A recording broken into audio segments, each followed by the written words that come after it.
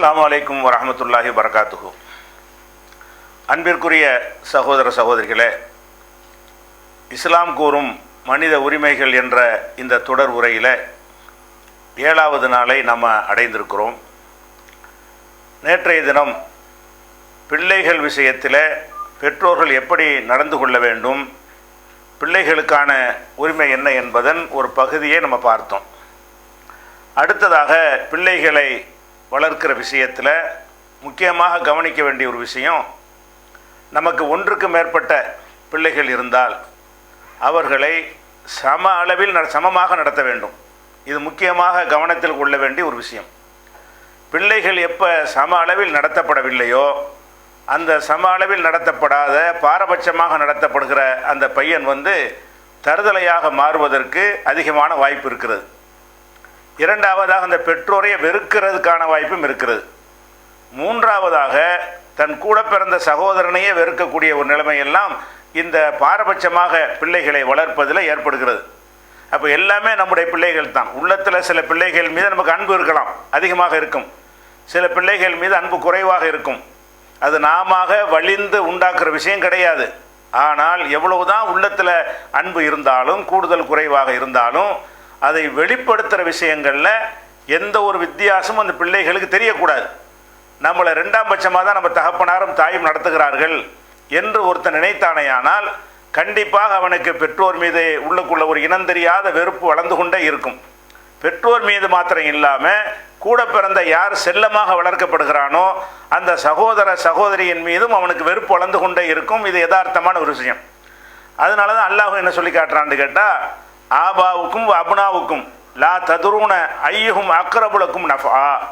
உங்களுடைய பிள்ளைகள் பெற்றோர்களில் உங்களுக்கு யார் ரொம்ப உதவியாக இருப்பார்கள், பிற்காலத்தில் உங்களுக்கு ரொம்ப பயன் தருவார்கள் என்பதை நீங்கள் அறிய மாட்டீர்கள். நீங்கள் பாட்டுக்கு ஒருத்தன் மீது செல்லம் கொடுத்து வளர்த்து விடுவீர்கள். ஆனால் யாருக்கு செல்லம் கொடுத்து வளர்க்கலே அவன் உங்கள் மீது என்ன செய்வான், நாளை கவனிக்கக்கூடியவனாக இருப்பான். அப்போ யாருக்கு அதிகமாக உங்களுக்கு பயன் தருவார்கள் என்பதை நீங்கள் அறிய மாட்டீர்கள் என்று 4வது அத்தியாயத்தில் 11வது வசனத்தில் அல்லாஹ் சொல்லி காட்டுகிறான்.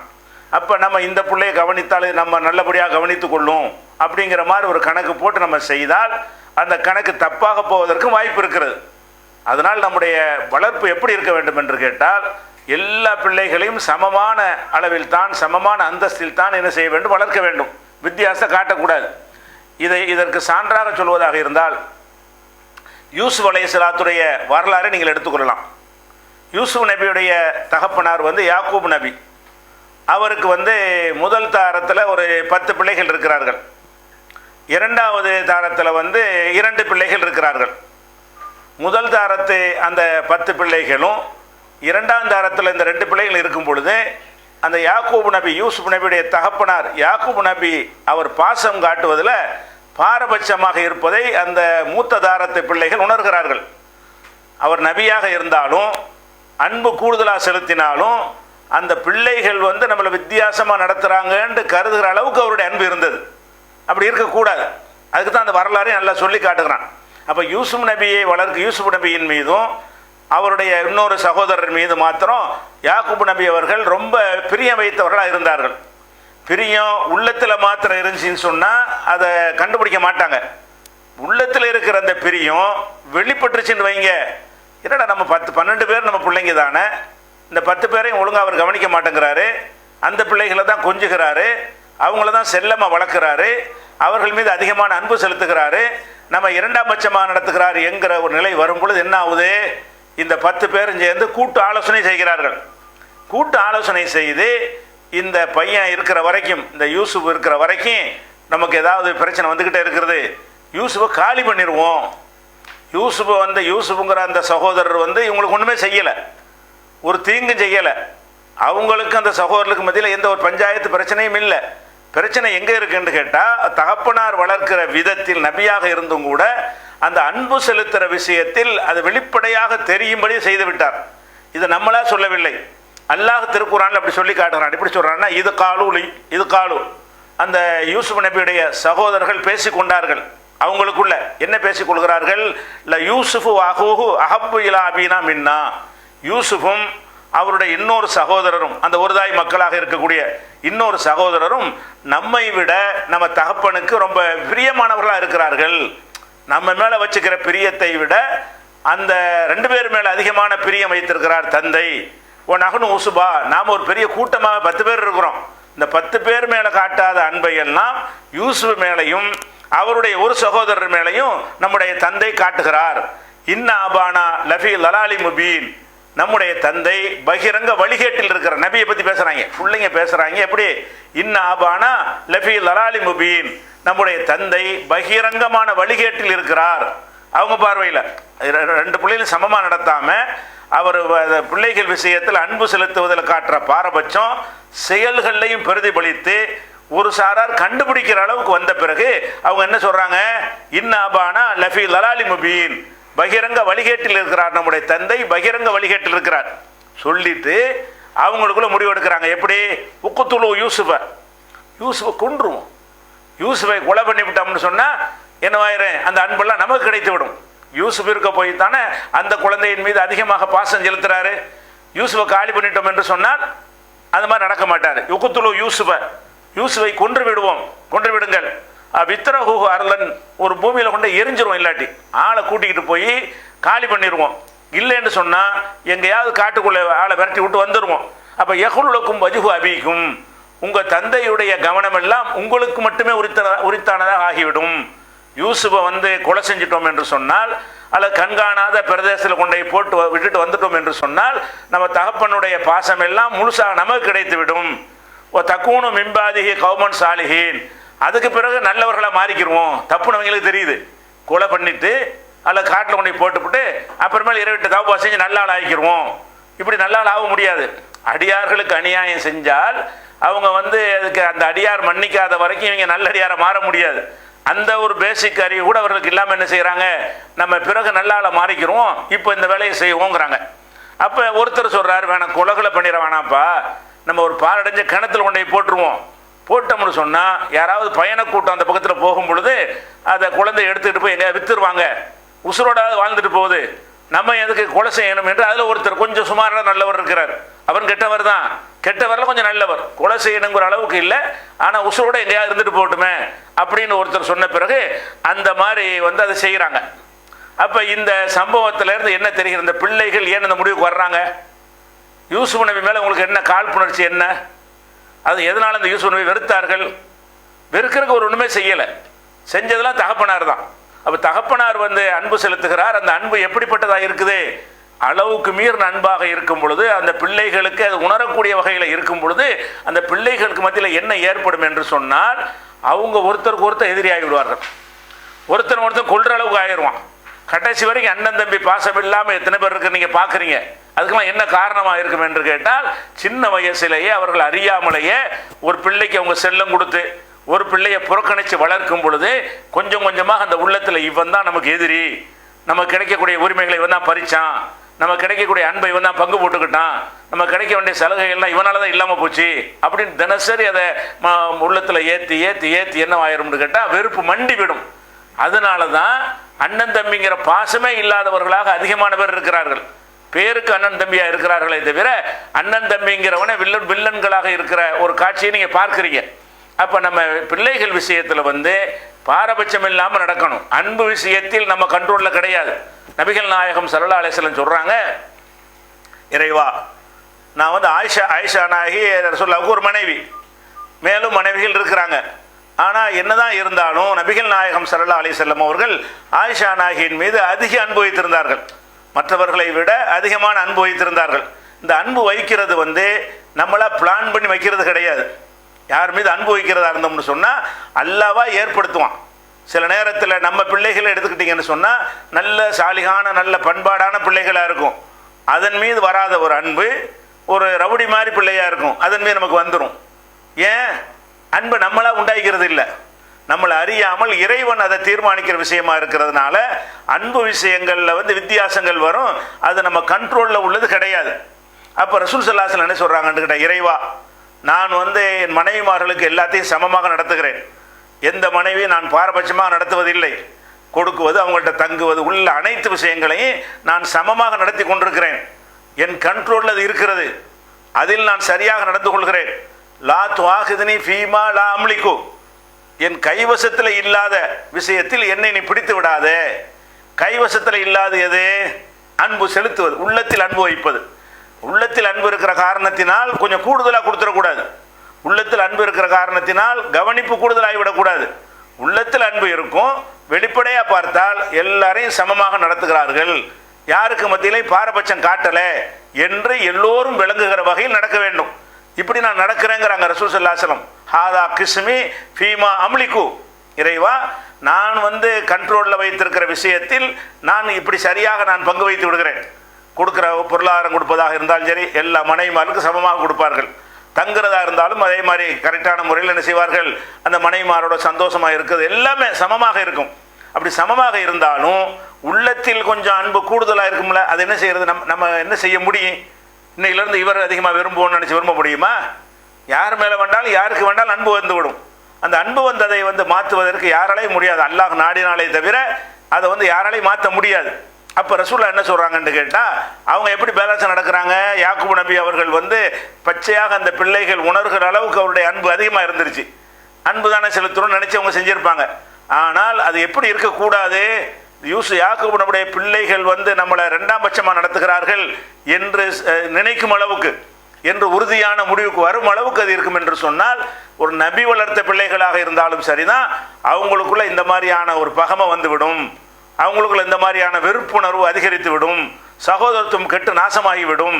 அவங்க அண்ணன் தம்பிகளாக சகோதரர்களாக வாழத்தான் ஆசைப்படுறீங்க. அப்படி ஆசைப்பட்டீர்கள் என்று சொன்னால் பிள்ளைகளை எல்லாரையும் சமநிலையில் வைத்து நீங்கள் நடத்த வேண்டும். உள்ளுக்குள்ள கூட குறை இருக்கலாம், என்னதான் கூட குறை இருந்தாலும் சரி, வெளிப்படையான செயல்கள் எப்படி இருக்க வேண்டும் என்று கேட்டால் அனைத்தும் சமமாக இருக்க வேண்டும். சம அளவில் என்ன செய்யணும்? எல்லாத்தையுமே நடத்த வேண்டும். அந்த பாசத்தை காட்டுவதற்கு இல்லையா, அதில் பாரபட்சமாக தெரியக்கூடாது. பாசத்தை உள்ளத்தில் வைத்திருப்பது வேறு, பாசத்தை வெளிப்படையாக காட்டுவது வேறு. ஒரு குழந்தை தூக்கி கொஞ்சிறது, இன்னொரு குழந்தை வந்துச்சுன்னா தலைத்தில் ஆட்டுறது, அந்த கொஞ்சிறதுல டிஃப்ரெண்ட் இருக்கும்.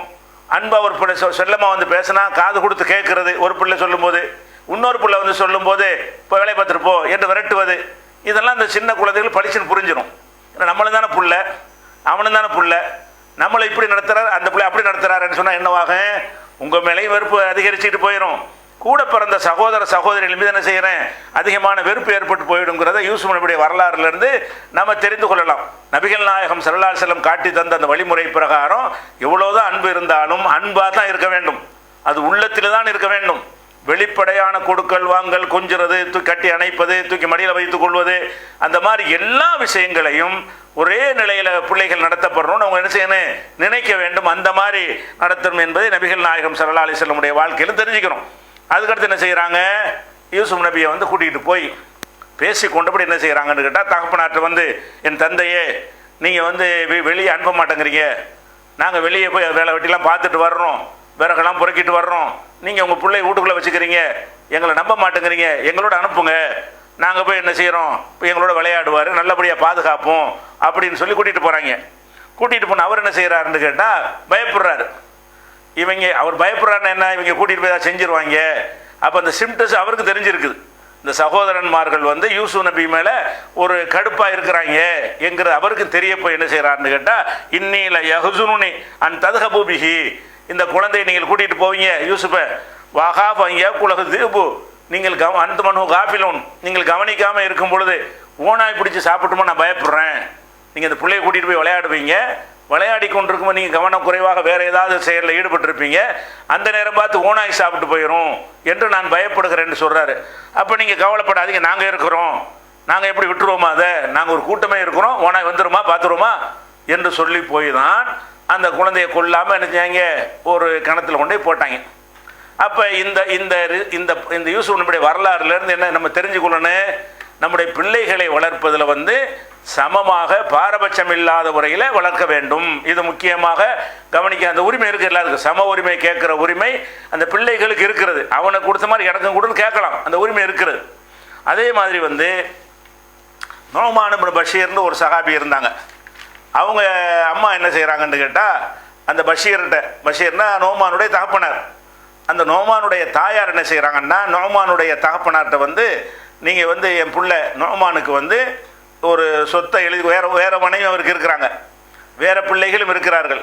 இந்த அம்மா என்ன செய்கிறாங்கன்னா, என் பிள்ளைக்கு ஒரு செக்யூரிட்டி வேணும் என்பதற்காக வேண்டி ஒரு சொத்தை வந்து நீங்கள் என்ன செய்யணும், என் பிள்ளைக்கு நீங்கள் எழுதி கொடுக்கணும். ஏதோ ஒரு சொத்தை சொல்லி இந்த சொத்தை வந்து என் பிள்ளைக்கு நீங்கள் கொடுக்கணும். அவருக்கும் பிள்ளை தான், அவருக்கும் பிள்ளை, இவங்களுக்கும் பிள்ளை தான், என் பிள்ளைக்கு நீங்கள் கொடுக்க வேண்டும் என்று அவங்க அந்த அம்மா வந்து கேட்குறாங்க. வேற தாரத்து பிள்ளைகளும் இருக்கிறது அவருக்கு, பஷீருக்கு. ஆனால் என் பிள்ளைக்கு மட்டும் அப்படி கொடுக்க வேண்டும் என்று கேட்டுட்டு சொல்லிட்டு என்ன செய்கிறாங்கன்னு கேட்டால், அப்படி கொடுத்தா மட்டும் பத்தாது, அப்படி கொடுப்பதற்கு நபிகள் நாயகம் ஸல்லல்லாஹு அலைஹி வஸல்லம் அவர்களை நீங்கள் சாட்சியாக்கி கொடுக்கணும். நீங்கள் என்ன செய்ய, இந்த சொத்தை கொடுக்கணும், ரசூலுல்லாஹ்ட்ட கூட்டிகிட்டு போகணும். அல்லாஹ்வுடைய தூதரே, இந்த சொத்தை என்னுடைய இந்த பிள்ளைக்கு நான் கொடுக்கிறேன், அதற்கு நீங்களே சாட்சி என்று நீங்கள் நபிகள் நாயகத்தை சாட்சி ஆக்கணும் என்று அந்த அம்மா சொல்கிறாங்க. அதாவது நோமானுடைய அம்மா சொல்கிறாங்க, பஷீருடைய மனைவி சொல்கிறாங்க. அப்போ ரசூலுல்லாஹ்ட்ட வந்துடுறாரு. வந்து அல்லாஹ்வுடைய தூதரே, இந்த மாதிரி வந்து எனக்கு இந்த பையன் இருக்கிறான், என் மனைவி அம்ரா மூலமாக பிறந்த பையன், இவனுக்கு வந்து ஒரு பொருளை சொத்தை கொடுக்க வேண்டும் என்று இவனுடைய அம்மா வந்து ரொம்ப வற்புறுத்துறாங்க. அதுக்கு உங்களை சாட்சியாக ஆக்க சொல்கிறாங்க. அதனால உங்களை சாட்சியாக வைத்து இந்த சொத்தை என் மகனுக்கு நோமானுக்கு நான் வழங்குகிறேன் அப்படின்னு சொல்கிறார். சொன்ன உடனே ரசூலுல்லாஹ் என்ன செய்கிறாங்கன்னா, ஆழ்த்தைத்த சாயிர வலதிக்க மிசலகாதா, உன்கிட்ட வந்து எல்லா பிள்ளைகளுக்கும் இந்த மாதிரி கொடுத்தியான்னு கேட்குறாங்க. ஒரு சொத்தை ஒரு பிள்ளைக்கு கொடுக்கறதுக்கு ரசூலுல்லாஹ் சாட்சிங்கிறாரு. அப்போ ரசூலுல்லாஹ் என்ன கேட்குறாங்கன்னா, ஆழ்த்தைத்த சாயிர வலதிக்க மிசலகாதா, உன்னுடைய மற்ற பிள்ளைகளுக்கெல்லாம் இது போல் நீ கொடுத்தாயா? வேற ஒரு அறிவிப்பில் என்ன செய்வாங்கன்னா, அலக்க வலதுன்னு சிவாகு, இதை தவிர வேற பிள்ளைகள் உனக்கு இருக்குதான்னு கேட்பாங்க. ஆமான்னு சொல்லுவார். அப்போ ரசூலுல்லாஹ் இதை சொல்லுவாங்க, வேற பிள்ளைகள் இருக்குதுல்ல, அப்போ ஒரு சொத்தை எழுதி, ஒரு சொத்தை உசுரோடு இருக்கும்போது கொடுக்குறதா இருந்தால் இந்த பிள்ளைக்கு ஒன்று கொடுத்தா அந்த பிள்ளைக்கு ஒன்று கொடு, வேற வேற பிள்ளைக்கும் கொடு, எல்லாம் சமமாக கொடு அப்படின்னு சொல்கிறாங்க. அவர் இது மாதிரி எல்லாத்துக்கும் கொடுத்தியான்னு கேட்ட உடனே, இல்லை எல்லாத்துக்கும் கொடுக்கல, இவருக்கு மட்டும்தான் கொடுக்க போகிறேன் அப்படிங்கிறாங்க. அப்போ அவர் என்ன செய்கிறாங்க, ரசூலுல்லாஹ் என்ன செய்கிறாங்கன்னா, ஃபத்தகுல்லாஹ், அல்லாஹ்வை பயந்து கொள்ளுங்கள். உங்கள் பிள்ளை தான், உங்கள் பிள்ளைக்கு தான் நீங்கள் கொடுக்குறீங்க, உங்கள் சொத்தை தான் கொடுக்குறீங்க, யார் சொத்தையும் களவாண்டு கொடுக்கல. ஆனாலும் இதில் அல்லாஹ்வை பயந்து கொள்ளுங்கள்னா என்ன அர்த்தம்? பாவம்ன்ற அர்த்தம் தானே. 4 பிள்ளை இருக்கும்போது ஒரு பிள்ளைக்கு மட்டும் ஒரு சொத்தை எழுதி வைத்து விட்டு அந்த 3 பிள்ளைகளுக்கு அவனை எதிரியாக்கி விடுவது, ஜென்ம பகையாக மாற்றி விடுவது, தந்தைங்கிற கடமையில் வந்து குறைவு செய்வது, அதான் அதுக்கு அர்த்தம். அதுக்கு ரசூலுல்லாஹ் என்ன செய்கிறாங்கன்னா, ஃபத்தகுல்லாஹ், அல்லாஹ்வை பயந்து கொள்ளுங்கள், வஅதிலு பைன அவுலாதிக்கும், உங்கள் பிள்ளைகளுக்கு மத்தியில் நீதியாக நடங்கள், உங்கள் பிள்ளைகளுக்கு மத்தியில் என்ன செய்யணும், நீதியாக நடங்கள் என்று ரசூலுல்லாஹ் சொல்கிறாங்க. அப்போ என்ன செய்கிறாரு, உடனே அவர், நான் கொடுத்த திருப்பி வாங்கிக்கிறேன், இது சரி, எல்லாத்துக்கும் கொடுக்க ஒரு கெப்பாசிட்டி இல்லை போல இருக்குது, எல்லாரும் கொடுக்குறதுக்கு சொத்து இல்லைன்ற உடனே நான் கொடுத்ததை திருப்பி வாங்கி கொள்கிறேன் என்று அவர் வாங்கி கொண்டார் அப்படிங்கிற ஒரு செய்தி புகாரில் 2587வது ஹதீஸில் இருக்கிறது. அப்போ இதே விஷயத்தை வந்து இன்னொரு அறிவிப்பில் அதே புகாரில் 2650வது ஹதீஸில் என்ன வருதுன்னு கேட்டால் இதே விஷயந்தான். அப்போ ரசூலுல்லாஹ் கேட்பாங்க, அலக்க வலதுன்னு சிவாகு, இதை தவிர வேறு பிள்ளைகள் இருக்கான்னு கேட்பாங்கல்ல, அவர் ஆமாம் பாரு. அப்போ என்ன செய்வாங்க ரசூல் ஸல்லல்லாஹு அலைஹி வஸல்லம், லா துஷஹிதுனி அலா ஜௌரின், அநியாயமான ஒரு காரியத்திற்கு என்னை சாட்சியாக்காத, இந்த சொத்தை கொடுக்கறதுக்கு என்னை சாட்சியாக்குற, ஆனால் இது ஒரு அநியாயம், அநீதிக்கு நான் சாட்சியா? லா துஷஹிதுனி அலா ஜௌரின், நீ தீமைக்கு ஒரு பாவத்திற்கு என்னையே சாட்சியா ஆக்காதே. இன்னி லா அஷ்ஹது அலா ஜௌரின், நான் வந்து அநியாயத்துக்கு சாட்சியாக இருக்க மாட்டேன். அந்த அறிவிப்பில் வந்து நீதியாக நடந்து கொள்ளுங்கள்னு சொன்னாங்கன்னு வருது. இந்த இதில் என்ன செய்கிறாங்கன்னா, இப்போ என்னை வந்து சாட்சியாக கூப்பிடுறிய, அந்த செயல் நீதியாக இருக்க வேண்டாமா? நீதியற்ற ஒரு செயலுக்கு என்னையே சாட்சியாக்குவியா? நான் சாட்சியாக மாட்டேன் அப்படின்ற உடனே அவர் திருப்பி வாங்கிக்கிட்டாருங்கிற ஒரு விஷயம் புகாரில் 2650வது ஹதீஸில் இருக்கிறது. அப்போ பிள்ளைகளுக்கு நம்ம ஏதாவது கொடுக்கறதா இருந்தால் அது எப்படி இருக்குன்னா சமமாக இருக்கணும். இந்த சமமாக இருக்கிறது நீங்கள் ஒழுங்காக புரிஞ்சுக்கணும். சமமாக இருக்குதுன்னா கண்டிப்பாக சமமாக இருக்காது. 3 வயசு பிள்ளைக்கு கொடுக்குறதே 10 வயசு பிள்ளைக்கு ஒன்றா கொடுப்போமா? சமமாக இருக்காது. 3 வயசு பிள்ளைக்கு அதுக்கு தகுந்த மாதிரியான உணவு கொடுப்போம், 10 வயசு பிள்ளைக்கு அதுக்கு ஏற்ற உணவை கொடுப்போம், 3 வயசு பிள்ளைக்கு சின்னதாக ட்ரெஸ் எடுத்து கொடுப்போம், 10 வயசு பிள்ளைக்கு கொஞ்சம் ட்ரெஸ்லாம் பெருசு அதிகமான துணி எடுத்து செய்ய வேண்டி வரும். 10 வயசு 15 வயசு பையனுக்கு பைக் வாங்கி கொடுப்போம், 10 வயசு பையனுக்கு சின்னதாக விளையாட்டு சைக்கிள் வாங்கி கொடுப்போம். அப்போ இந்த பாரபட்சம்லாம் இது பாரபட்சம் கிடையாது. ஒரு தகப்பன் வந்து நிர்வகிக்கும் பொழுது அவன் கையில் இருந்து எந்தெந்த வயசு பிள்ளைக்கு என்னென்ன கொடுக்கணும்னு நினைக்கிறானோ அதை கொடுக்கறது வந்து அநீதியில் சேராது. 2 பேருக்கு சமமாக கொடுக்க முடியாது. இந்த பையன் 3 வயசாக இருக்கும்போது அப்படி தான் கொடுத்துருப்பாரு. எப்படி அதை கவனிக்கணும்னு கேட்டால், இந்த பையனுக்கு 3 வயசில் என்ன கொடுக்குறாரு, இதே மாதிரி தான் அந்த பையன் 3 வயசாக இருக்கும்போது கொடுத்துருப்பாரு. அதே மாதிரி ஒரு பிள்ளைக்கு ஒரு நோய் வந்து விட்டது, அதுக்கு 1 லட்ச ரூபா செலவு பண்ணி வைத்தியம் பண்ண வேண்டி இருக்கிறது. அதுக்காண்டி நோய் இல்லாத பிள்ளைக்கும் 1 லட்ச ரூபா கொடுக்கணுமா, அல்லது ஆஸ்பத்திரியில் சேர்க்கணுமா? இதெல்லாம் தேவைக்கு செலவு செய்கிற தகப்பன் தேவைக்கு செலவு செய்யும் பொழுது யார் யாருக்கு என்னென்ன தேவை. ஒரு பையனுக்கு மெரிட் நல்ல மார்க் வாங்கியிருப்பான், அவனை மெடிக்கல் காலேஜில் சேர்த்துருப்பார், அதுக்கு தகுந்த மாதிரி செலவு செய்வார். இன்னொருத்தன் அந்த மார்க் கம்மியாக வாங்கியிருப்பான், அவனை சாதாரண ஒரு பட்ட படிப்பில் சேர்த்துருப்பார், அதுக்கு அதில் 10% கூட செலவு வராது. பாரபட்சம் ஆகுமா? ஆகாது. அவனுக்கு கெப்பாசிட்டி தகுந்தவாறு உள்ளதை அவர் கொடுக்குறாரு. இந்த பையன் அதே மெரிட்டை கொடுப்பார். அப்படி சமம்னு எப்படி வரும்னு கேட்டால், அந்த பையன் மெடிக்கலுக்கு போனான். ஏன் மெடிக்கலுக்கு போனான்? அந்த கெப்பாசிட்டி இவர் தகப்பனாரை உண்டாக்கி கொடுத்தாரு? இல்லை, அவன் படித்தான், அவனுக்கு திறமை இருந்துச்சு, அவன் போய்விட்டான். இதே மாதிரி இந்த பையனும் படித்து திறமை இருந்தால் இவனுக்கு அதே மாதிரி செய்வார். அப்போ அந்த படிப்பு அவனவன் எதை தேர்ந்தெடுத்து கொடுக்குறானோ, அவனவன் எதுக்கு தகுதியானவாறு இருக்கிறானோ அதுக்கு ஏற்றவாறு அந்த தகப்பன் தன் கையில் இருந்து செலவு செய்கிறது இருக்குல்ல, அதில் முன்ன பின்ன இருந்தால் நியாயத்தோட, முன்ன பின்ன இருந்து அநியாயம் பண்ணுறதுக்காக இருக்கக்கூடாது. முன்ன பின்ன இருக்கத்தான் செய்யும், பாரபட்சமாக இருக்கத்தான் செய்யும். ஒரு ஆம்பளை பிள்ளை பொம்பளை பிள்ளை இருக்கிறது, ஆம்பளை பிள்ளைக்கு ஒரு ட்ரெஸ்ஸும் பெண்களோட ட்ரெஸ்ஸும் ஒரே மதிப்பில் இருக்குமா? இருக்காது. பொம்பளை பிள்ளைன்னா அதுக்குன்னு கூட குறைய தான் செய்வாங்க. அந்த மாதிரி செய்யும்போது இது பாரபட்சம்னு சொல்ல முடியாது. பாரபட்சம் என்னன்னு கேட்டால், தகப்பன் நிர்வாகம் பண்ணுறது இல்லாமல் ஒரு பொருளை உடைமையாக்குவது, சொத்தை எழுதி கொடுக்குறது, அவனுக்கு உடைமையாக்குறது. இந்த நோமான் பஷீர் அவர்களுடைய சம்பவத்தில் என்ன வருதுன்னு கேட்டால், ஒரு நிலத்தையோ ஒரு தோட்டத்தையோ ஒரு வீட்டையோ ஏதோ ஒன்றை அதை ஒரு மகனுக்கு கொடுக்குறாரு. கொடுத்த இவர் தான் செலவுலாம் பண்ண போகிறாரு. அந்த செலவு பண்ணுற விஷயத்தை தகப்பன் கையில் வைத்து கொண்டு அவன் எந்தெந்த பிள்ளைக்கு எவ்வளோ கொடுப்போம், இந்த பிள்ளைக்கு 2 இட்லி போதும், அந்த பிள்ளைக்கு 5 இட்லி கொடுத்தா அது பாரபட்சம் பண்ண கிடையாது. அந்த வயிற்றுக்கு அவ்வளோ போதும், இந்த வயிற்றுக்கு இவ்வளோ வேணும், இப்படி முடிவெடுப்பதெல்லாம் வருமாண்டா வராது. ஒவ்வொருத்தரும் ஒரு விஷயத்தை விரும்புவார்கள். அவரவர் விருப்பத்துக்கு தகுந்தவாறு சில ஏற்பாடுகளை செஞ்சு கொடுப்போம். அதில் பாரபட்சம் இருக்கக்கூடாது, நியாயம் இருக்கணும். நியாயமான அடிப்படையில் அந்த வேறுபாடு அமைந்திருந்தால் பிள்ளைகளை பாரபட்சமாக நடத்தினார்கள்ங்கிற குற்றம் வராது. இந்த பாரபட்சம் எங்கே வரும்னு கேட்டால், ஒரு ப்ராப்பர்ட்டி என்ன செய்கிறது, அதை உடைமையாக்கி கொடுக்குறது. 4 வீடு இருக்கும், ஒரு வீட்டை நீ ஒரு மகனுக்கு மட்டும் கொடுத்துறது, மீது உள்ள பிள்ளைகளுக்கு கொடுக்கறது இல்லை. அப்படி கொடுத்தீன்னு சொன்னால் அவனை தான் இல்லை கவனிச்சிக்கிட்டு இருக்கிற, அவனுக்கு செலவு பண்ணிகிட்டு இருக்கிற, அவனுக்கு ஒரு சொத்தை உடைமையாக்க போகும்போது அவன் சுதந்திரமாக அவன் கையில் ஒரு தொகையை நீ அவனுக்கு உடைமையாக சொத்தாக இருக்கட்டுமேன்னு கொடுக்குறீங்கல்ல, அப்படி கொடுக்குறதா இருந்தால்தான் என்ன செய்யணும், பாரபட்சம்ன்று வரும். அல்லது இப்போ நிறைய லட்சக்கணக்கில் ரூபா இருக்கிறது, என்ன செய்கிறீங்க, நீங்கள் செலவெல்லாம் நீங்கள் பார்த்துக்கிறீங்க, ஒரு பையனை கூப்பிட்டு இந்த ஒரு 5 லட்ச ரூபா வச்சுக்க, நீ ஏதாவது செஞ்சுக்க அப்படின்னு கொடுத்தீங்கன்னா தப்பாக போயிடும். ஏன், அதே ரேஞ்சில் வேறு பிள்ளைகள் இருந்தாங்கன்னா அவங்களுக்கு நீங்கள் கொடுக்கணும். இந்தா நீ 5 வச்சுக்க, நீ வச்சுக்க என்று கொடுக்கணும். அப்படி இல்லாமல் ஒரு பிள்ளைக்கு மட்டும் ஒரு பெரிய தொகையை கொடுத்து நீ செலவு பண்ணிக்க, நீ தொழிலை பண்ணிக்கன்னு சொன்னால் தப்பாக போயிடும். அப்படி இல்லாமல் அவரவருக்குரிய தகுதியை கவனிக்காமல் நம்ம குடும்பத்தில் இருந்தே செலவு பண்ணும்பொழுது வித்தியாசம் இருந்தால் அதில் குற்றம் வராது. இந்த ஒரு விஷயத்தை என்ன செய்யணும், விளங்கி கொள்ள வேண்டும். இந்த பாரபட்சம் காட்டுதல் என்பது ஒரு அநீதி. பொதுவாக அல்லாஹ் என்னத்தை விரும்புகிறான், இன்னல்லாஹ யஅமுரு பில் அத்லி, அல்லாஹ் நீதியை ஏவுகிறான். பொதுவாக மனிதனுக்கு அல்லாஹ் கொடுக்குற கட்டளை என்னன்னு கேட்டால், இன்னல்லாஹ யஅமுரு பில் அத்லி வல் இஹ்சான், அல்லாஹ் நீதியையும் பிறருக்கு உபகாரம் செய்வதையும் கட்டளை இடுகிறான் அப்படின்னு குர்ஆனில் நமக்கு ஒரு கட்டளை இருக்கிறது. அப்போ நீதியாக இருக்க வேண்டும் என்பது எதுலையும் சேரேன், பிள்ளைகளுக்கு நடக்கிறது, மனைவிக்கு நடக்கிற 16-90 வசனத்தில் இதை எல்லாம் சொல்லி காட்டுகிறான். அதே மாதிரி 6வது அத்தியாயத்தில் 152வது வசனம் சொல்லுகிறான், ஒய்தா குல்தும், நீங்கள் எதுவும் சொல்வதாக இருந்தால் பேசுவதாக இருந்தால் ஃபாதிலு, நீதியாக பேசுங்கள்.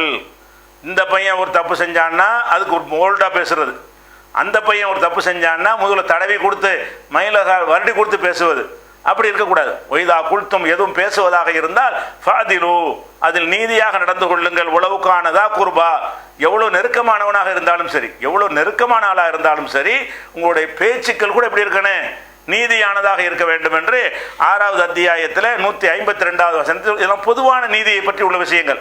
அது பிள்ளைகளுக்கும் பொருந்தும். பொதுவாக எல்லா விஷயத்திலும் நீதியை கடைப்பிடிக்கணும் என்று சொன்னால், மனைவியை நடத்துறதில் நீதியாக இருக்க வேண்டும், பிள்ளைகள் நடத்துவதில் நீதியாக இருக்க வேண்டும், சொந்த பந்தங்கள் நடத்துவதில் நீதியாக இருக்க வேண்டும், நிறைய விஷயங்கள் இருக்கிறது. அதில் இந்த பிள்ளைகளுக்கும் இது பொருந்தும். அவங்கள பாரபட்சமாக பார்க்கவே கூடாது. அப்படி பார்த்தீர்கள் என்று சொன்னால் கண்டிப்பாக அவங்க நல்ல சகோதரர்களாக இருக்க மாட்டார்கள். அந்த பிள்ளைகள் வந்து உடன்பிறப்புகளாக இருக்க மாட்டார்கள். உள்ளுக்குள்ளே இருந்துக்கிட்டு ஒருத்தன் வெறுக்கக்கூடியவர்களால் ஒருத்தன் கூட தியாகம் பண்ணுறவனா நீங்கள் வளர்க்கணும். அண்ணனுக்கான ஒரு பொருளை கூட கொடுக்குறதா இருந்தால் கூட எப்படி ஒரு மனோதத்துவ நிபுணர் மாதிரி ஒரு பெற்றோர் இருக்கணும். எப்படின்னு கேட்டால், ஒரு பிள்ளைக்கு ஒரு பொருளை கொடுக்குறீங்க, அதை கொடுக்கும் பொழுதே பெரியவனுக்கு கொடுத்து இதை தம்பிக்கு கொடு, நம்மளே அண்ணனும் தம்பிக்கு கொடுக்காம இதை தம்பிக்கு கொடு, இது அக்காவுக்கு கொடு அப்படி சொல்லி நீங்கள் பழக்கினீர்கள்னு சொன்னால் இதெல்லாம் நம்ம சகோதரர்கள் அப்படிங்கிற மாதிரி என்ன உண்டாகும். ஒரு மனோதத்துவ நிபுணரை போல் நீங்கள் என்ன செய்யணும், அந்த பிள்ளைகளை வென்றெடுக்கணும், பிள்ளைகளுடைய மனசை வென்றெடுக்கணும். நம்ம தகப்பனாரு நம்மளுக்கு மரியாதை கொடுக்குறாரு, நம்ம சகோதர பாசத்தையும் விதைக்கிறாரு அப்படிங்கிற மாதிரி எல்லாம் வர்ற அளவுக்கு என்ன செய்யணும், ரொம்ப பெரிய பொறுப்பு இது. குழந்தையை பெற்றுட்ட பிறகு அதை வளர்த்து நல்ல பக்குவம் ஆளாக்குறது என்பது ஒரு பெரிய ஒரு வேலை. அந்த வேலையை செய்வதாக இருந்தால் என்ன செய்யணும், ஒரு மனோதத்துவ நிபுணராக உங்களை நீங்கள் மாற்றிக்கொள்ள வேண்டும். எந்த ஒரு செயலை செஞ்சாலும் அது என்ன ரியாக்ஷன் ஏற்படும், எந்த ஒன்றுக்கும் விளைவு இருக்கத்தானே செய்கிறது. நீங்கள் அந்த நிலையில் உங்களை கொண்டு வச்சிடணும். நாம் அந்த நிலையில் இருக்கும் பொழுது அதை நீங்கள் கடந்த காலத்தை நீங்கள் அசை போட்டு பார்க்கணும்.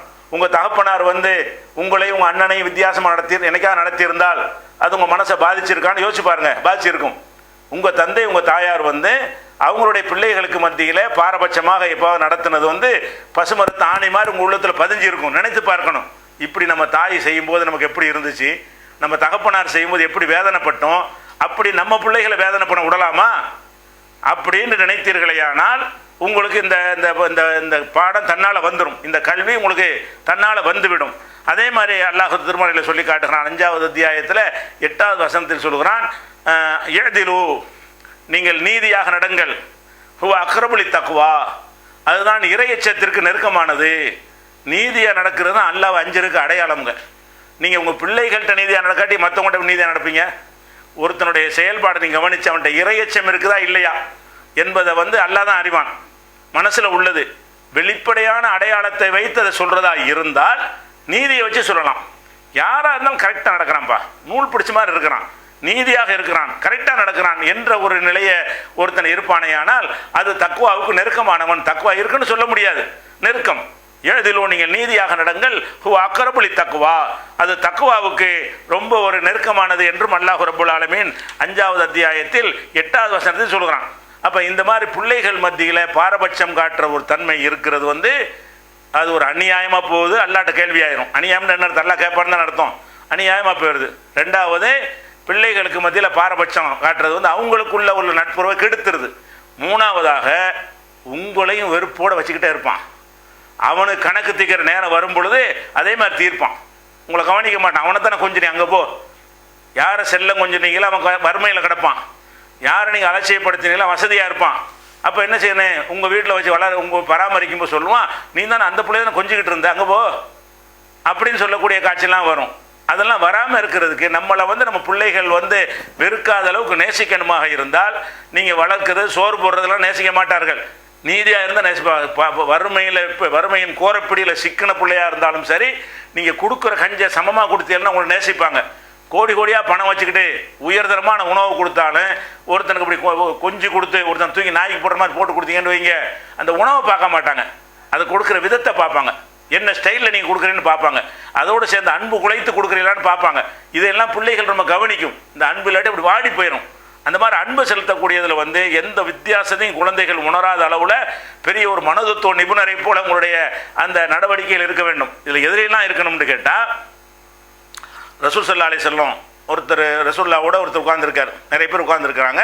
நபிகள் நாயகம் ஸல்லல்லாஹு அலைஹி வஸல்லமோட ஒருத்தர் அமர்ந்திருக்கிறார்.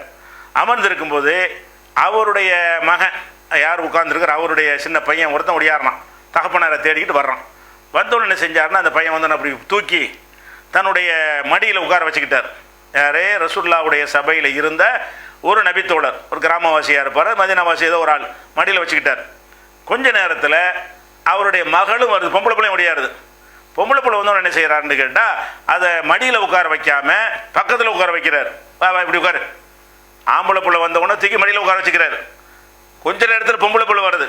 அந்த பொம்பளை பிள்ளை எங்கே உட்கார வைக்கிறாரு, இன்னொரு மடி இருக்குல்ல, அந்த தொடையில் இந்த பிள்ளையை வச்சு அந்த தொழில் அந்த பிள்ளை வைக்கலாம்ல, அப்படி வைக்காம பக்கத்தில் உட்கார வைக்கிறார். ஏதோ அரவணைக்கு தான் செஞ்சார், வெறுத்து ஒதுக்கிடல, திட்டலை, ஏசலை. ஆனால் இந்த நுணுக்கத்தை ரசூல்லா பார்க்குறாங்க. பார்த்து சொல்கிறாங்க, ஹல்லா அதல்த பைனகுமா, இந்த 2 பேரும் நீ சமமாக நடத்திருக்க வேண்டாமா, இது பெண்ணை சமம் குறைஞ்சிட்டு நீங்கள் நினைக்கிறீங்க. இதெல்லாம் கவனிக்கணும். நீங்கள் அந்த மடியில் வைக்க அது குழந்தை பார்க்க முடியாது, என்னடா நம்மளை வந்து இப்படி கீழே உட்கார வச்சுட்டு அந்த பையனை மட்டும் தொடையில் உட்கார வச்சுட்டாரு அப்பா அப்படின்னு அந்த குழந்தைகள் மனசில் வந்து பளிச்சுன்னு தெரிஞ்சிடும். அதுக்கு தான் ரசூலுல்லாஹ் என்ன செய்கிறாங்கன்னு கேட்டால், இந்த சின்ன வித்தியாசம் பெருசாக நமக்கு தெரியாது. இந்த மாதிரி சாதாரணமாக ஒரு பொருளை கொடுக்கும் பொழுது ஒரு பிள்ளைக்கு தலையை தடவி அன்போடு கொடுக்குறது, ஒரு பிள்ளை எடுத்துகிட்டு போ அப்படின்னு கொடுக்குறது, நம்ம 2 பேரும் கொடுத்தோம்னு நினச்சிக்கிட்டு இருக்கிறீங்க. அது மட்டும் இந்த குழந்தைகள் பார்க்காது. என்ன ஸ்டைலில் கொடுத்தீங்க, எந்த விதத்தில் கொடுத்தீங்க, ஒன்றில் வந்து வெறுப்பை குலைத்து கொடுக்குறீங்க, ஒன்றில் அன்பை குலைத்து கொடுக்குறீங்க. அந்த மிட்டாயை வந்து இனிக்காது அந்த பிள்ளைக்கு, இந்த மாதிரி நம்மளை ஒரு மாதிரியாக நடத்துகிறான் அப்படிங்கிறது வந்து அடி மனசில் அதுக்கு இப்போ எதிர்த்து பேச தெரியாது, உங்கள்ட்ட சண்டை பிடிக்க தெரியாது. நம்மளை தகப்பனார் வந்து நேசிக்கலைன்னு தெரியும், நம்மளை வந்து கம்மியாக தான் நேசிக்கிறாரு, அதை விட குறைவாகத்தான் நம்மளை விரும்புகிறார்னு மனசில் பட்டால் அது எவ்வளோ பெரிய அந்த பிள்ளையுடைய ஒரு இதை பாதிக்கும், வருங்கால வளர்ச்சி எல்லாத்தையும் பாதிக்கும், அந்த குழந்தை முன்னேற்றத்தை பாதிக்கும், ஒரு மனநோயை உண்டாக்கிவிடும், ஒரு பிரேம பிடிச்ச மாதிரி அந்த பிள்ளைகள் இருக்கக்கூடிய நிலைமை ஏற்படும். படிப்பில் மற்ற விஷயத்திலலாம் கவனம் இல்லாமல் நம்ம யாருக்கு சுமையாக இருக்கிறோம், நம்மளை சரியாக நடத்த மாட்டேங்கிறாங்க, வேண்டாம் வெறுப்பாக பார்க்குறாங்க என்றெல்லாம் வந்துருச்சுன்னு சொன்னால் அது குழந்தைகளை பெரிய அளவில் பாதிச்சிடும்.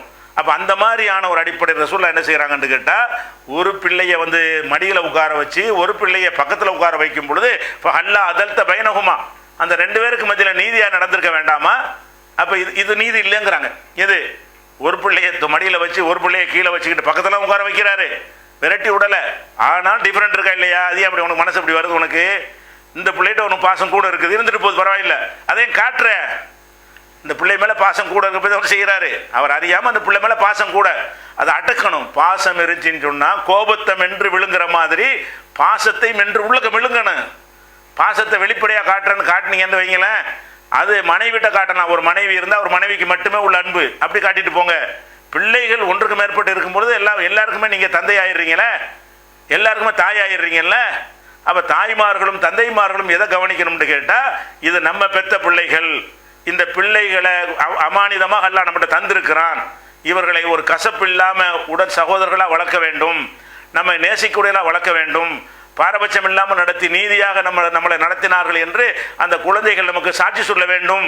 அப்படிங்கிற உணர்வோடு என்ன செய்யணும், வளர்க்க வேண்டும்ங்கிறத கவனித்து கொள்ள வேண்டும். அதே மாதிரி வந்து நபிகள் நாயகம் ஸல்லல்லாஹு அலைஹி வஸல்லம் சொல்கிறாங்க, இன்னல் முக்ஸிதீன இந்தல்லாஹி அலா மனாபிர மின் நூர், நீதியாக நடந்தவர்கள் இருக்காங்க இல்லையா, அவங்கள வந்து அந்த மறுமை நாள் எல்லாம் நிப்பாட்டப்பட்டிருக்கும் பொழுது ஒளியினாலே ஒரு மேடை அமைக்கப்படும். அந்த மேடை எதனால் ஏற்படுத்தப்பட்டிருக்கு, ஃபுல் ஒளியால் மேடை, அதெல்லாம் இறைவனுக்கு முடியும். ஒளியால் ஒரு மேடை அமைக்கப்பட்டு அன் யமீன் ரஹ்மானுடைய வலதுபுறமாக, இறைவனுக்கு வலதுபுறமாக ஒரு பெரிய மேடை அமைத்து அந்த மேடையில் கொண்டே உட்கார வச்சிருவானா யாரை, நீதியாக நடந்தவங்களை.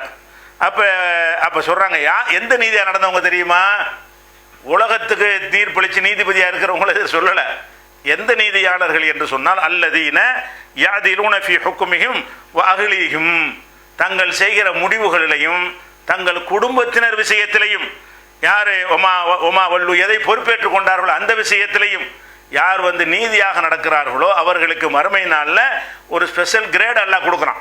எப்படி வந்து இந்த மகசருடைய நாளில் வந்து 7 சாராருக்கு அரசுக்கு நிழல் கொடுக்குறான்ல, வெயில் மண்டையை புலந்துரும் வெயில், அந்த வெயிலை தாங்கி கொண்டு தான் என்ன செய்யணும், அந்த அல்லாஹ்வுடைய விசாரணை எதிர்கொள்ளணும். அந்த நேரத்தில் வந்து 7 வகையான மக்களுக்கு வந்து அல்லாஹ் தன்னுடைய பெரும்பாண்டமான அரிசிக்கு கீழே நிப்பாட்டி வச்சிருவான். அவங்களுக்கு வெயில் படாது, குழுண்டு இருந்து அந்த விசாரணையை சந்திப்பார்கள் இருக்குல்ல, அந்த மாதிரி அவங்களுக்கு ஒரு அந்தஸ்து இருக்கிற மாதிரி குடும்பத்துக்கு நீதியாக நடக்கிறான் பாருங்க. குடும்பத்திலையும் தங்களுடைய தீர்ப்புகளிலையும் தாங்கள் ஏற்றுக்கொண்ட பொறுப்புகளிலையும் எல்லாத்திலையும் நீதியாக யார் யார் அவர்கள் சுமந்து கொண்டதில் நீதியாக நடக்கிறார்களோ என்று சொல்லும் பொழுது குடும்பத்தையும் சேர்க்கிறார்கள். குடும்பம்னா யார், மனைவி மக்கள் தான். அப்போ குடும்பத்திற்கு நீதியாக நடந்தார்கள் என்று சொன்னால் அவர்களை மறுமை நாளில் வந்து ஒரு மேடையில் ஒளியால் மேடை அமைத்து அல்லாஹ் என்ன செய்வான், அதில் வந்து அவர்களை தனியாக வச்சு அடையாளம் காட்டுவான். தனி அந்தஸ்தான் அது, தனி அந்த கூட்டமெல்லாம் அப்படி வெயிலில் நிற்கும் பொழுது இவங்களுடைய கிரீடம் வச்ச மாதிரி அப்படி மேலே நின்றாங்கன்னு வைங்க, அது ஒரு பெரிய தரஜா தானே. அந்த மாதிரியான ஒரு அந்தஸ்தும் இருக்கிறது. இது ஒரு அடிப்படை வழங்கி கொள்ள வேண்டும். பிள்ளைகள் வளர்ப்பதில் வந்து பாரபட்சம் காட்டிடாதீங்க, முக்கியமாக கவனிக்க வேண்டிய ஒரு விஷயம். அடுத்ததாக இந்த பாரபட்சம் காட்டுவதில் இன்னொரு விஷயம் இருக்கிறது. பொதுவாக எல்லாட்டையுமே வந்து ஆம்பளை பிள்ளை பொம்பளை பிள்ளைங்கிற அந்த வித்தியாசம் வரும் பொழுது அதிகமான பேர் என்ன செய்கிறாங்கன்னு கேட்டால், பெண் குழந்தை வந்து விரும்ப மாட்டேங்கிறாங்க. பெத்துட்டா பாசமாக இருக்கிறாங்க நிறைய பேர், அது ஒரு விஷயம். அந்த பெண் குழந்தைன்னு பொம்பளை பிள்ளை பிறந்துருச்சுன்னு சொன்னால் மக்கா காபிர்கள் என்ன மாதிரி இருந்தாங்களோ அந்த மாதிரி இருக்கிறார்கள். மக்கா காபிர்களுடைய முதல்ல பொம்பளை பிள்ளை, ரெண்டாவது பொம்பளை பிள்ளைன்னு வைங்களேன், அப்படி தலையில் கழிச்சு உட்காந்துடுறான். அந்த பொம்பளையும் தலையில் கழிச்சு உட்காந்துடுறான், அந்த ஆம்பளையும் உட்காந்துடுறான். அப்போ பொம்பளை பிள்ளை ஆம்பளை பிள்ளைன்னு பிரிக்கிறது, அதில் ஒரு பேதம் ஏற்படுகிறது மனுஷனுக்கு. அதுக்கு தகுந்த மாதிரி பாரபட்சமாக நடப்பான். பொம்பளை பிள்ளை எல்லாமே பொம்பளை பிள்ளையாக இருந்து ஒரு ஆம்பளை பிள்ளை இருக்குன்னு 4 பொம்பளை பிள்ளை, ஒரு ஆம்பளை பிள்ளைன்னு வைங்க, எப்படி அந்த வீடு இருக்கு? இந்த ஆம்பளை பிள்ளை தான் ராஜா, இந்த பொம்பளை பிள்ளையெல்லாம் என்ன செய்யுமா? கரிச்சு கொட்டிகிட்டே இருப்பான். அப்போ இந்த பொம்பளை பிள்ளையா ஆம்பளை பிள்ளையா வந்தது அங்கேருந்து வரல, நம்ம காசு கொடுத்தீங்களா வாங்கிட்ட வந்தியது அல்ல அப்படி ஏற்படுத்துகிறான். உங்களுக்கு ஏதாவது உங்கள் உழைப்பில் உங்கள் மனைவியால் அது உண்டானுச்சா? உங்களால் உண்டானுச்சா? ஆம்பளை பிள்ளையை கொடுக்குறது பொம்பளை பிள்ளையை கொடுக்குற அல்லாவுடைய விஷயம். அல்லாஹ் நாடுனா கொடுப்பான், நாடுனா கொடுப்பானே தவிர இது ஒரு தண்டனையாக கொடுக்கறது இல்லை, இது உங்களை இழிவுபடுத்த கொடுக்கறது இல்லை. எல்லாமே கிஃப்ட் தான், எல்லாமே அல்லாஹ் கொடுக்கக்கூடிய அருள் தான் நினைக்கணுமா இல்லையா? அந்த நினைப்பு இல்லாமல் பிள்ளைகள் பாலினத்தின் அடிப்படையில் வேற்றுமையாக நடத்தக்கூடிய தன்மையும் அதிகமான மக்கள்கிட்ட இருக்கிறது. இதை பற்றி அல்லாஹ் எப்படி சொல்கிறான்னு கேட்டால், லில்லாஹி முல்கு சமாவாத்தி உள்ளர், வானங்கள் பூமியுடைய அதிகாரம் வந்து அல்லாவுக்கு உரியது. அல்லாஹ் தான் எஜமானா இருக்கிறான் எல்லாத்துக்கும். யகுலுக்கும் மாயஷா, அவன் நாடியது அவன் தான் படைக்கிறான். எல்லாத்தையும் படைக்கிறது யாருங்க? என்ன விளங்கிறனே, பொம்பளை பிள்ளையா போச்சேன்னா நீங்கள படைச்சிய? படைச்சவன் அவன், நாடியது அவன் படைப்பான். அப்படி சொல்லிட்டு சொல்கிறான், யஹபுல் இமையஷாவு இனாதா, அவன் நாடியவர்களுக்கு பொம்பளை பிள்ளையை யஹபுனா ஹிபத்து அன்பளிப்பாக வழங்குகிறான். பொம்பளை பிள்ளை அன்பளிப்பு. யஹபுல் இமையஷாவு இனாதா, நாடியவர்களுக்கு பொம்பளை பிள்ளையை அன்பளிப்பாக அருட்கொடையாக கொடுக்குறான்.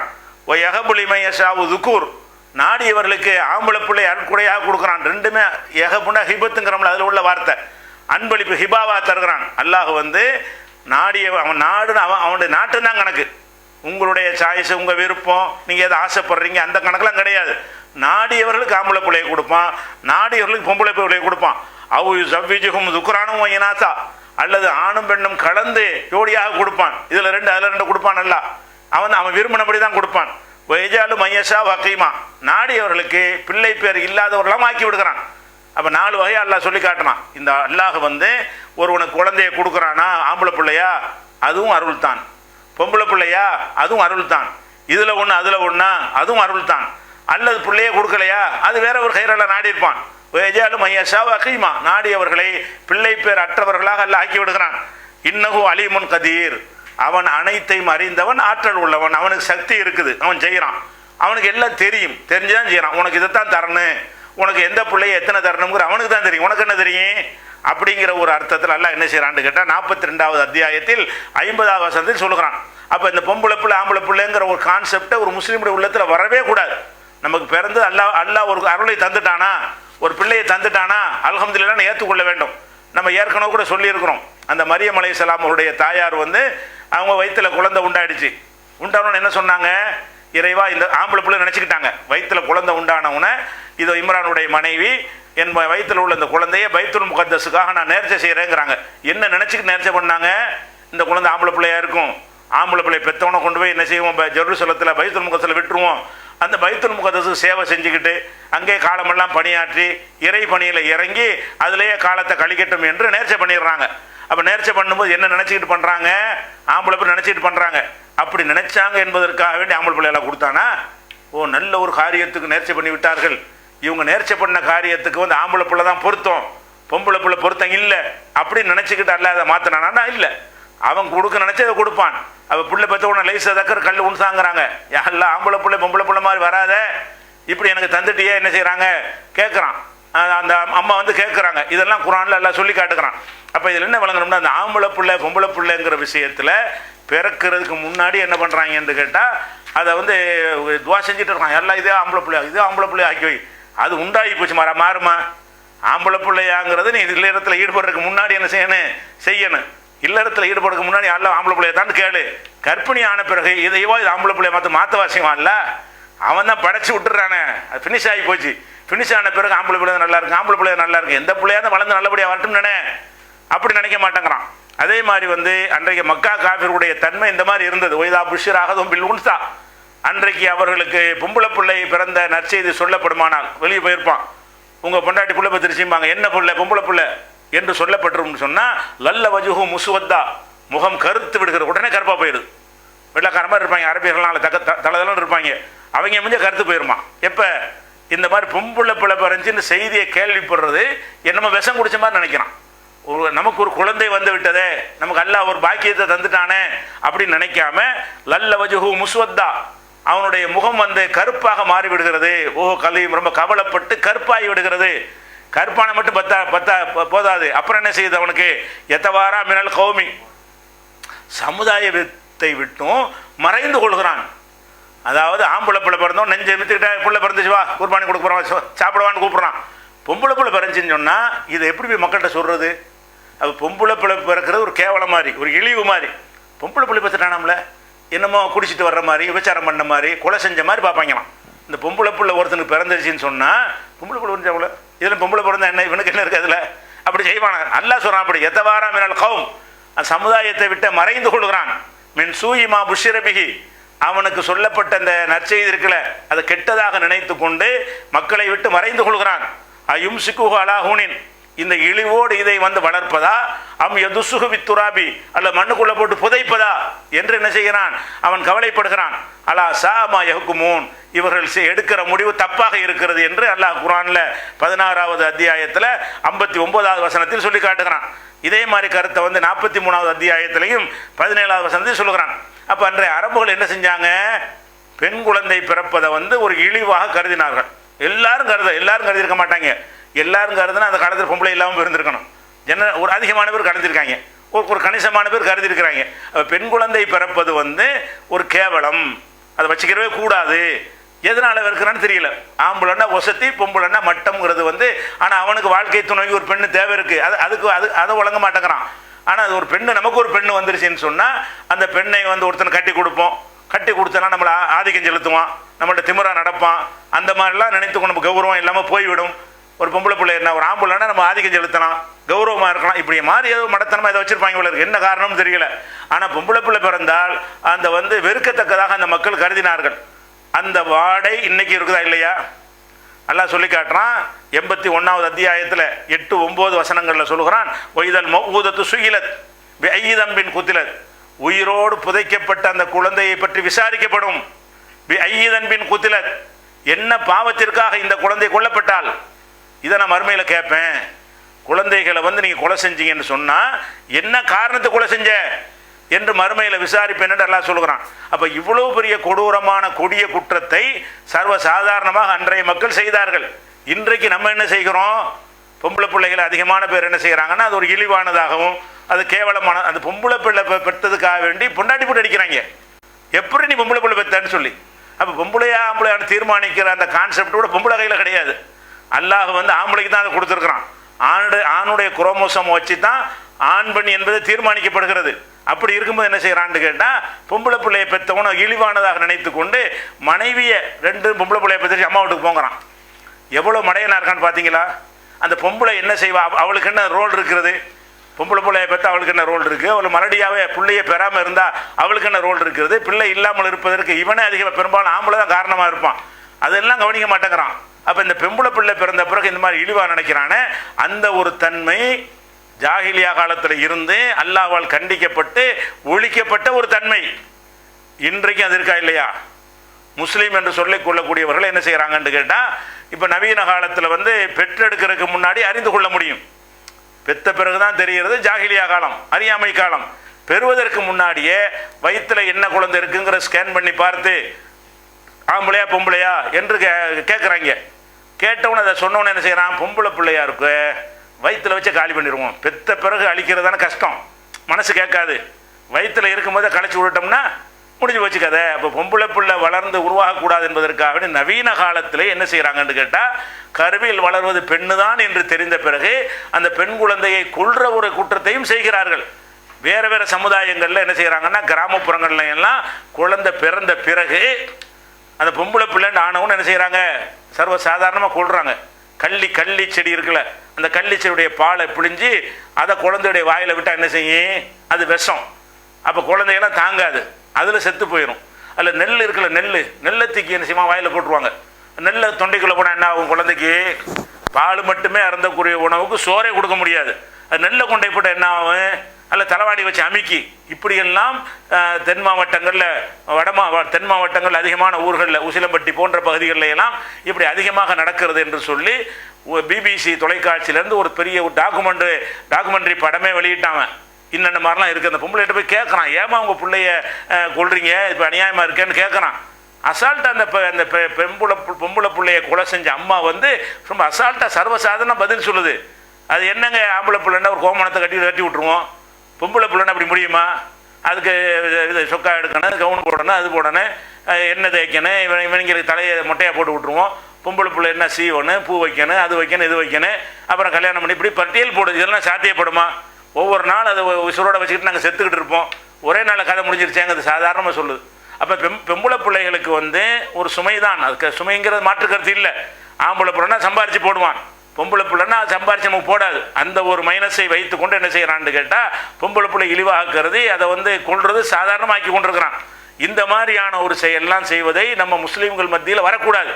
பெண் குழந்தை என்று தெரிந்தவன கருக்கலைப்பு செய்யக்கூடியவர்களும் இருக்கிறார்கள். அது பெரிய குற்றம். இஸ்லாத்தில் வந்து அல்லாஹ் குர்ஆனில் சொல்லி காட்டுறான். எப்படி செய்கிறான்? அதாவது லா தக்துலு அவுலாதக்கும், உங்களுடைய பிள்ளைகள் நீங்கள் கொல்லாதீங்க. இன்ன கத்லஹும் கான ஹித்தான் கபீரா, அவங்கள கொல்லுவது வந்து மிகப்பெரிய குற்றமாக இருக்கிறது என்று அல்லாஹ் என்ன செய்கிறான், குர்ஆனில் கண்டிக்கிறான். அதே மாதிரி பெண்கள்லாம் வந்து ரசூலுல்லாஹ்ட்ட பையத்து செய்வாங்க. பையத்து செய்யும் பொழுது ஷிர்க் வைக்க மாட்டோம், அது செய்ய மாட்டோம், இது செய்ய மாட்டோம், நிறைய விஷயங்களை சொல்லுவாங்க. அதில் ஒரு விஷயம் என்னன்னு கேட்டால், அவளை யக்குத்துல்னா அவுலாதகுன்ன, எங்கள் பிள்ளைகளை நாங்கள் கொல்ல மாட்டோம் அப்படிங்கிற ரசூலுல்லாஹ் உறுதிமொழி வாங்குவாங்க. இந்த மாதிரி ஒரு பழக்கம் அந்த சமுதாயத்தில் இருந்ததுனால எங்கள் பிள்ளைகளை நாங்களே கொல்ல மாட்டோம் என்றெல்லாம் உறுதிமொழி வாங்குவார்கள். அதனால அந்த பெண் குழந்தைகளாக இருந்தாலும் சரி, ஆம்பளை பிள்ளையாக இருந்தாலும் சரி, வயிற்றுக்குள்ளே வச்சு கொள்வது இருக்க, அந்த கொலை நம்ம செஞ்சிடவே கூடாது. அது எப்போ அந்த கொலை ஆகும்னு பிறகு நான் விளக்குறேன். அதுக்கடையில் செய்ய வேண்டிய விஷயம் என்னென்னு கேட்டால், நம்ம பொம்பளை பிள்ளை எல்லாம் தந்துட்டான். இந்த பொம்பளை பிள்ளை எல்லாம் தந்ததில் என்ன ஒரு விஷயம்னு கேட்டால், ஆம்பளை பிள்ளையும் தந்தான், பொம்பளை பிள்ளையும் தந்தான். ஆம்பளை பிள்ளை எல்லாம் உங்களுக்கு தந்ததை வைத்து நீங்கள் சொர்க்கத்துக்கு போக முடியாது.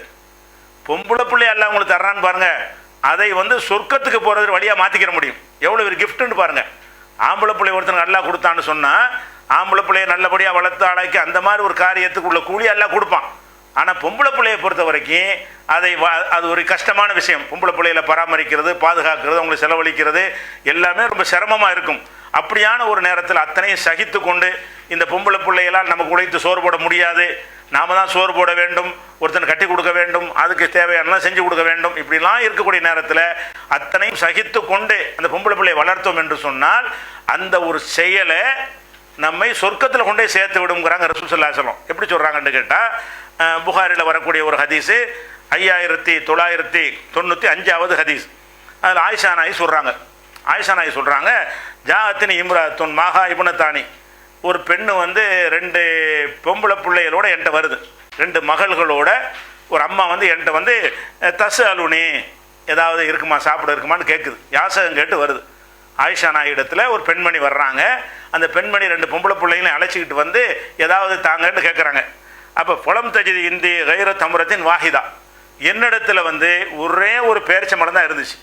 மொத்தமே வீட்டில் இருந்தது ஒரு பேரிச்சம்பழம். அப்படிலாம் ரசூலுல்லாஹ்வுடைய காலத்தில் அந்த மாதிரி சஹாபாக்கள் இருந்திருக்கிறாங்க. ஒரே ஒரு பேரிச்சம்பழம் தான் இருந்தது. அப்போ ஒன்று தானே இருக்குன்னு சொல்லி கொடுக்காம இருக்கிற ஆயிஷா என்ன செஞ்சாங்க, அந்த ஒரு பேரிச்சம்பழத்தை ஒன்றுமே இல்லையம்மா நீ கேட்டு வந்திருக்கு, ஒன்றும் இல்லை, இந்த ஒரு பேரிச்சம்பழம் தான் இருக்குந்தா அப்படின்னு அந்த ஒரு பேரிச்சம்பழத்தை வந்து அந்த தாயிட்ட கொடுக்குறாங்க.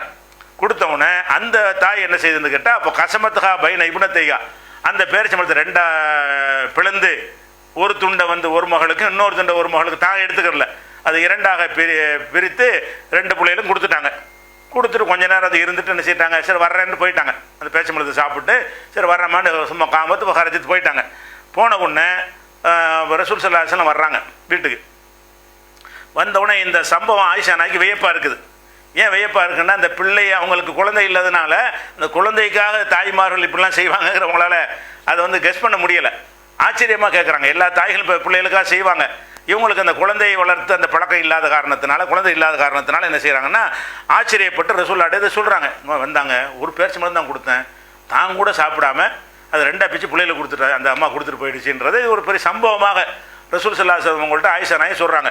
அப்போ ரசூலுல்லாஹ் சொல்கிறாங்க, மையலி மின் ஹாதிஹில் பனாத்தி செய்யா, யார் இந்த பொம்பளை பிள்ளைகளை வளர்க்கும் பொறுப்பை ஏற்றிருக்கிறானோ, ஆணாக இருக்கட்டும், பெண்ணாக இருக்கட்டும், தாயாக இருக்கட்டும், தகப்பனாக இருக்கட்டும், பொம்பளை பிள்ளைகளை வளர்க்கிற பொறுப்பை யார் ஏற்றுக்கொண்டு அகுசன இலைகின்ன அவர்களை அழகான முறையில் வளர்க்கிறானோ, குன்னலகு சித்திரமினார் இந்த பெண் பிள்ளைகள் இவர்கள் அந்த பெற்றோர்கள் நரகத்துக்கு போவதற்கு ஒரு திரையாக வந்து தடையாக நிற்கும்.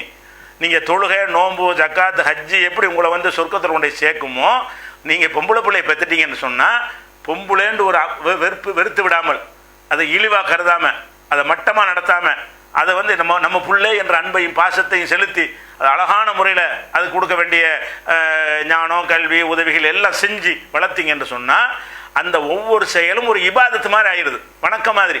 எந்தளவு ஆயிடுதுன்னு சொன்னால் குன்னலகு சித்திரமினார் இந்த பெண் குழந்தைகள் வந்து ரெண்டு பொம்பளை பெண் குழந்தைகள் வந்து சித்திரமினார் நரகத்திலிருந்து காப்பாற்றுகிற ஒரு தரையாக இன்னைக்கு உங்களுக்கு நரகத்தில் பொண்ணுலாம் முடிவு எடுக்கிறான். அப்படியான ஒரு செயலை நீங்கள் செஞ்சிட்டீங்க. அப்படியான நிலையில் என்ன செய்ய அந்த பிள்ளைகள் யாருலா எங்கள் அம்மாவை நரகத்தில் போட்டுறாதே, என்னுடைய தந்தையை நரகத்தில் போட்டுறாதே, என்னை நல்லபடியாக வளர்த்தாங்க அப்படின்னு அது கேட்கும். அது கேட்கும்டா என்ன அர்த்தம்னு கேட்டால் அந்த கோரிக்கையெல்லாம் ஏற்றுக்கிறோன்னு அர்த்தம். சும்மா கேட்டவுடனே அதனால் என்னென்னு போயிடக்கூடாது. ரசூல் அந்த வார்த்தை சொல்லிட்டாங்க, சித்திராக திரையாக நிற்பார்கள், நரகத்துக்கு போவதற்கு திரையாக நிற்பார்கள்னு சொன்னால் இவர்கள் திரையாக நிற்பது அல்ல அங்கீகரிக்கிறான். உங்கள் அம்மா அவனை நல்லபடியாக வளர்த்தாங்களா, சிரிப்போமா நீ நரகத்துக்கு போகாத என்று தீர்ப்பு அல்ல வழங்குவான் என்று சொன்னால் இது புகாரில் 5995வது ஹதீஸில் இருக்கிறது. அப்போ இந்த மாதிரியான ஒரு மனசில் வைத்துக்கொண்டு பிள்ளையை வளர்க்கணும். பொம்பளை பிள்ளைன்னு இழிவுபடுத்தி விடாமல் இந்த பொம்பளை பிள்ளையை நல்லபடியாக வளர்ப்பது நம்ம சொர்க்கத்துக்கு போகிறதுக்கு வழி லேசாக இருக்கிறது. பொம்பளை பிள்ளை இல்லாதவங்களுக்கு இந்த வாய்ப்பு கிடைக்காது. எல்லாம் ஆம்பளை பிள்ளையா இருக்குன்னு வைங்க, அவர்களுக்கு இந்த பாக்கியம் கிடையாது. வேறு காரியங்களை கொண்டு சொர்க்கத்துக்கு போகலாம். இந்த ஒரு லேசான ஒரு குறுக்கு வழி இருக்குல்ல, இந்த குறுக்கு வழி வந்து பெண் பிள்ளை பெற்றவர்களுக்கு மட்டும்தான் இருக்கிறது என்பதை பார்க்குறோம். அதே மாதிரி இதே சம்பவத்தையே வேற ஒரு சம்பவமாக கூட இருக்கலாம். இதே மாதிரியான ஒரு சம்பவம் அதே புகாரில் 1418வது ஹதீஸில் இருக்கிறது. ஒரு பெண் வந்தார்கள் என்று ஆயிஷா இதை சொல்கிறாங்க. ஒரு பெண் என்னிடத்தில் வந்தார்கள், அவங்களோட 2 பொம்பளை பிள்ளையும் கூட்டிகிட்டு வந்தார்கள். என்னிடத்தில் வந்து கேட்டு வந்தாங்க. என்கிட்ட ஒன்றுமே இல்லை, ஒரு பேரிச்சம்பளம் தான் இருந்துச்சு. அதை வந்து அவங்க பிள்ளைகளுக்கு பங்கு வச்சு கொடுத்துட்டாங்க. கொடுத்த உடனே எந்திரிச்சு போன உடனே ரசூலாட்ட சொன்னேன். அப்போ ரசூலா என்ன செய்கிறாங்கன்னு கேட்டால் மணிபுத்துளையும் என் ஆதிகள் பனாத்தி விஷயின் இந்த பெண் பிள்ளைகளை கொண்டு யார் சோதிக்கப்படுகிறார்களோ குன்னலகு சித்திரமினார் அது நரகத்தில் ஒரு தடையாக மாறிவிடுவார்கள்ங்கிற செய்தி இந்த ஒரு ஹதீஸ்லையும் இருக்கிறது. அதே மாதிரி வந்து இதே மாதிரியான ஹதீஸ் முஸ்லீமில் ஒரு செய்தி வருகிறது. அதாவது பொம்பளை பிள்ளையை வளர்த்தல் என்பது ஆகிரத்தில் மறுமையில் வெற்றி பெறுவதற்குரிய ஒரு செயல் என்பதை ரசூலா சொல்லி தர்றாங்க. அப்போ இன்னொரு ஹதீஸில் வருது. இன்ஷா அல்லாஹ் அது வந்து அடுத்தடுத்த நாட்களில் பார்க்கலாம். விளங்குதா? டைமாச்சில் நாங்கள்ல அதை சொல்லி விட்டோம்னா கட் பண்ணிக்கலாம். அதை அன்புள்ள சகோதரர்களே, இப்போ நம்ம இந்த நிகழ்ச்சி வந்து தமிழன் தொலைக்காட்சி கேப்டன் தொலைக்காட்சியில் வருது. அப்படி வரும் பொழுது 52 நிமிஷம் தான் நம்ம அதில் போட முடியும். மீதி உள்ளது விளம்பரம் அதெல்லாம் போடுவாங்க. அது 52 நிமிஷம் அளவுக்கு தான் நம்ம பேசுகிறோம். 1 மணி நேரம் இல்லையே நினைக்கக்கூடாது. அந்த நிமிஷத்தை வச்சு நம்ம பேசுகிறதுக்குன்னு கேட்டால் இந்த நிகழ்ச்சி தொலைக்காட்சியில் வரும் பொழுது சில விஷயங்கள் செதுக்கப்பட்டுறக்கூடாது. முழுசாக போகணும் என்று சொன்னால் ஒரு 52 நிமிஷத்துலாம் முடிக்க வேண்டியிருக்குது. அதனால் எத்தனைக்கு ஆரம்பித்தாலும் அதிலிருந்து 52 நிமிஷம் தான் அந்த உரை நிகழ்த்தப்படும் என்பதை நீங்கள் கவனத்தில் வச்சுக்கிறீங்க. அஸ்ஸலாமு அலைக்கும்.